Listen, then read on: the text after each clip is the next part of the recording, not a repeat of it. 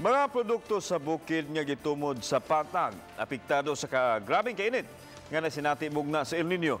Sa sinima ng tabo at tubangan sa Cebu City Hall, dayag kayo silang gidisplay nga mga produkto ang epekto sa kainit. Sama ninima sa yute og pipino nga ni gamay og naggansang-gansang ang panit niini tungod sa kakuwang sa tubig.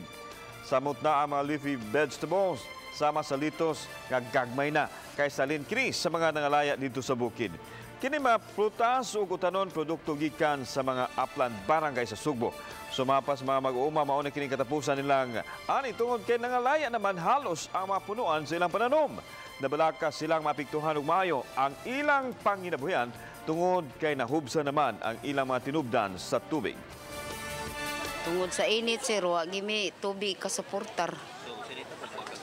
Mo nang gagmay kayo, nasawod sa init. Gani, doon na pa mo in-harvest? Oo, kanina mo, kanilan siguro. Gusto man, nakabawi pa mo sa tunan?